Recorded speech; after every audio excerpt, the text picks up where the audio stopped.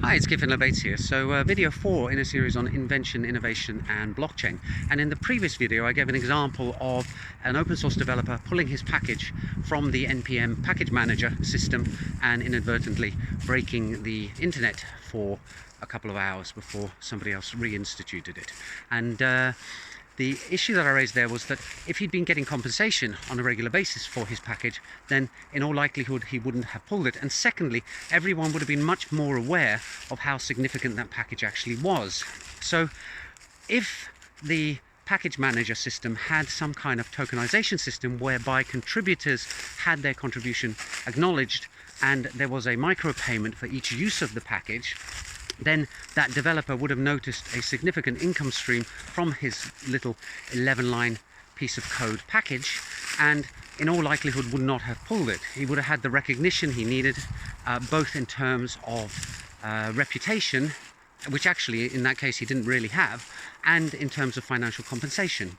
So if you took a package manager and you tied the use of the packages with a payment in tokens for using them, it would make the whole thing a lot more transparent, a lot clearer as to what packages are being used by whom and how much, and maybe that would have resolved it. Well, I think yes and no, because the issue there is it's just 11 lines of open source code, and if people found out that they were paying euros a week in order to use it, well, what's to stop them from just copy pasting that code rather than pulling it from the package manager and putting it in their own code? And indeed, what is to stop somebody else from taking that snippet and launching a clone of it? And you see this in the DeFi world, for example.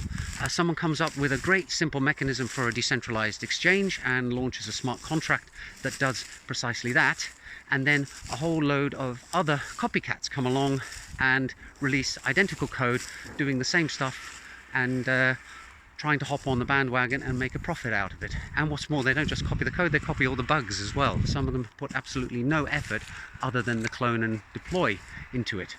So one of the ways of getting around this would be to obfuscate the code, but then again that goes against the whole idea of open source in the first place. And secondly, when you can look at the behaviors of a particular system, even if you can't look inside the black box, you can often reverse engineer it.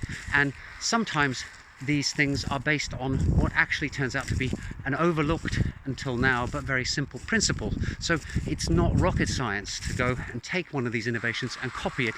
It's having the idea in the first place that is the key thing.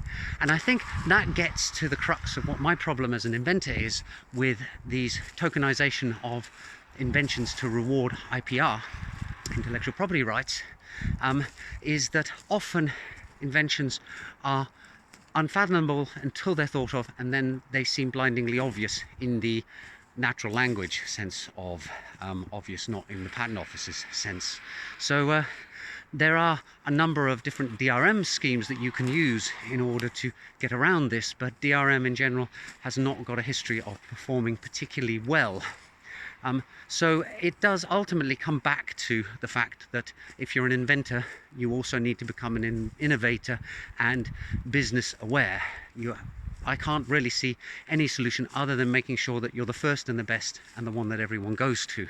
So I'd look forward to any practical comments on how this could be worked around, because I would personally benefit from it if it was. But at the moment I'm stumped. I can see how you can tokenize stuff, I can see how you can obfuscate stuff. What I can't see is how you can stop workarounds to all those things. So that's the end of the series. Hope you found it interesting, and I'll see you in the next video soon. Bye for now.